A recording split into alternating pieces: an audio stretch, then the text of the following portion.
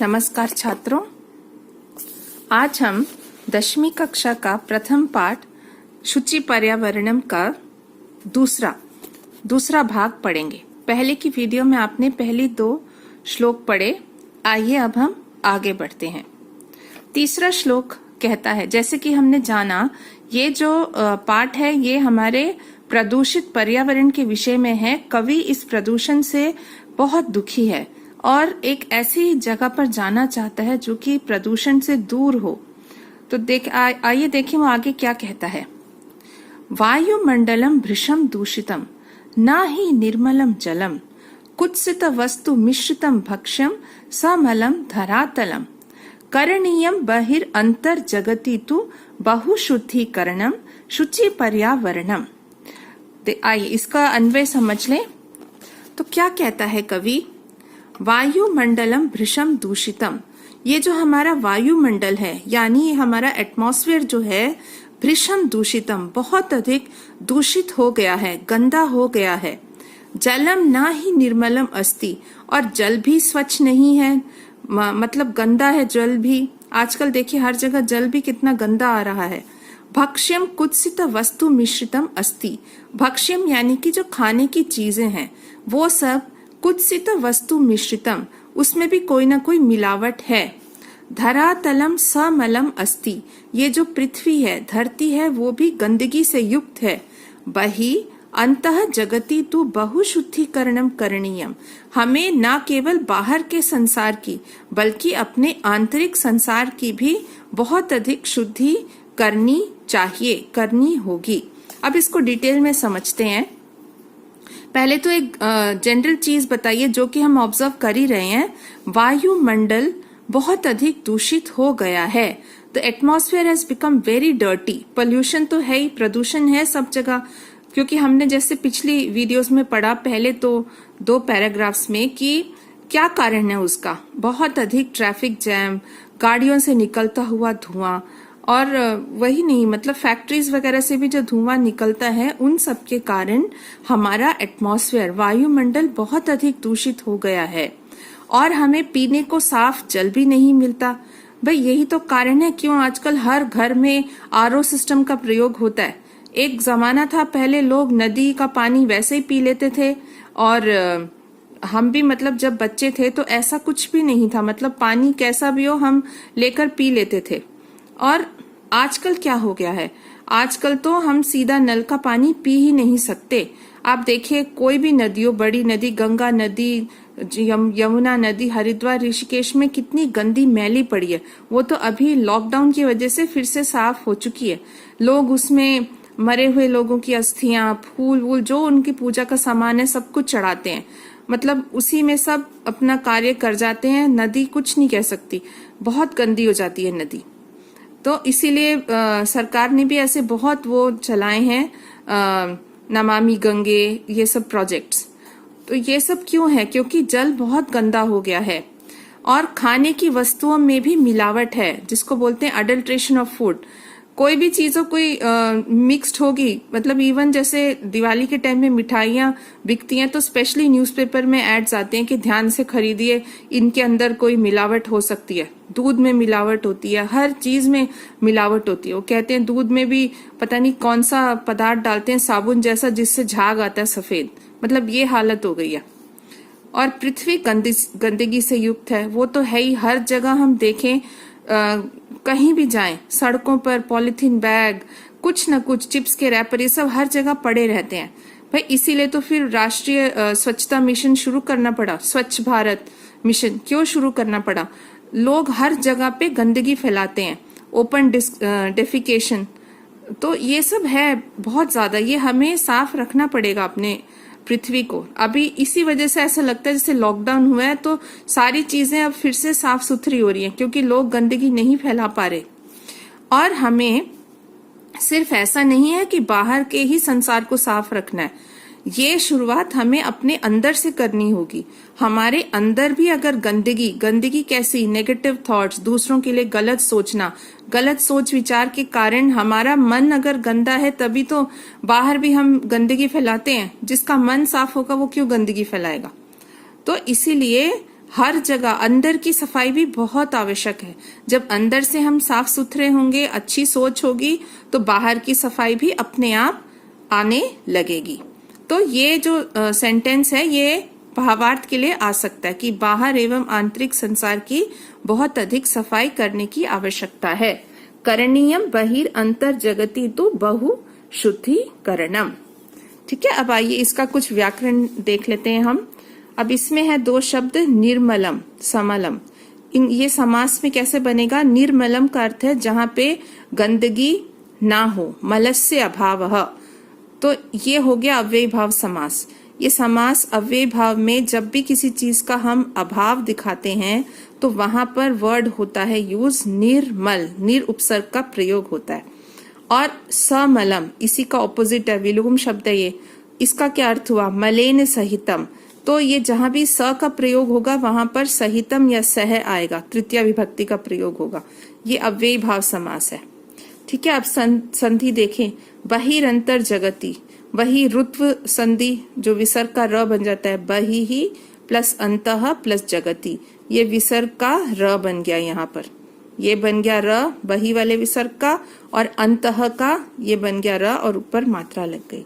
ठीक है, तो ये हो गया हमारा तीसरा श्लोक। आइए अब हम चौथे श्लोक की तरफ बढ़ते हैं। कवि प्रार्थना करता है, कंचित कालम नय माम अस्मात् नगरात् बहु दूरम प्रपश्यामि ग्रामान्ते निर्झर नदी पयः पूरम एकान्ते कान्तारे क्षणमपि मे स्यात् संचरणम शुचि पर्यावरणम। कहता है माम कंचित कालम, अरे भाई मुझको कुछ समय के लिए, अस्मात् नगरात् बहु दूरम नय, इस नगर से बहुत दूर ले चलो, ग्रामान्ते कहाँ ले चलो? गांव के बीच में। कैसा गांव? जहां पर निर्झर नदी पयः पूरम प्रपश्यामि, जहां मैं जल से भरा हुआ क्या देखूं? जल से भरा हुआ झरना, नदी, तालाब, ये सब मैं देख सकूं। मैं एकांते कांतारे क्षणमपि संचरणम स्यात्, एक पल को भी अकेले मुझे एक वन में एक पल भी मिल जाए तो बहुत है। मतलब कवि की इच्छा है कि वो ये जो नगर का शोर है, प्रदूषण है, उससे दूर उसको कोई ले जाए, और वो चाहे एक गांव में कैसे, जहां झरना हो, नदी हो और तालाब हो पानी से भरा हुआ, और अकेले वन में वो आराम से बैठ सके। ये सभी की हमारी इच्छा होती है, तभी तो सब लोग वेकेशंस पे कहाँ जाते हैं? दूर ऐसी जगह पे जाते हैं जहां कोई शोर शराबा ना हो। और अभी तो ये लॉकडाउन ने हमें वैसा ही दे दिया है माहौल कि हम ये सब अपने आसपास अनुभव कर पा रहे हैं। हम नहीं किया, अब हमें ही बिठा दिया गया है घर पे प्रकृति के द्वारा। तो कहता है मुझे कुछ समय के लिए इस नगर से बहुत दूर ले चलो, गांव के बीच में जल से भरा हुआ झरना और नदी में देख सकूं, और एक क्षण के लिए भी एकांत वन में मेरा घूमना हो, क्योंकि सब जगह तो शोर रहता है, रोज घिरा रहता हूं मैं शोर से। तो अब देखिए इसका व्याकरण। संधि है अस्मात् नगरात्, यहाँ पर अस्मात् और नगरम, ये है नगरात्। ठीक है, तो यहाँ पे क्या बना? इधर ये त का बन गया न। ये क्या है परिवर्तन? पहला अक्षर, ये त थ द ध न, तवर्ग का पहला अक्षर है त, और ये चेंज हो जाता है न में, जो कि पांचवा अक्षर है उसी वर्ग का, त थ द ध न। इसको बोलते हैं अनुनासिक संधि। तो इसका क्या है? किसी भी वर्ग का कोई भी अक्षर, ठीक है, कोई भी अक्षर हो। अब यहाँ पे तो त है, उसके सामने अनुनासिक वर्ण, अनुनासिक यानी जो नासिका से बोला जाता है, सभी वर्गों के जो आखिरी अक्षर होते हैं, जैसे क ख ग घ ङ, च च झ ज य, हाँ ठीक है, त त ध ध न, प फ ब भ म, और ये सारे जो अक्षर हैं ये अनुनासिक, नाक से बोले जाते हैं। तो क्या होता है जब ये सामने आते हैं ना किसी भी अक्षर के, तो ये भी उसके पांचवें, अपने ही वर्ग के पांचवें में चेंज हो जाता है। तो फर्स्ट शब्द का लास्ट अक्षर चेंजेस टू अपने वर्ग का ही पांचवा अक्षर। यहाँ पर तवर्ग का पांचवा अक्षर क्या है? न, तो ये बन गया न और नगरात् उसके सामने, क्योंकि अनुनासिक वर्ण आया हुआ था। ठीक है, अब देखिए संचरणम, ये क्या है शब्द सम प्लस चरणम। अब ये क्या है अपदांत अनुस्वार, यानी सम अपने आप में कोई पूरा शब्द नहीं है, ये एक सिर्फ एक टुकड़ा है एक शब्द का, तो इसको बोलते हैं अपदांत।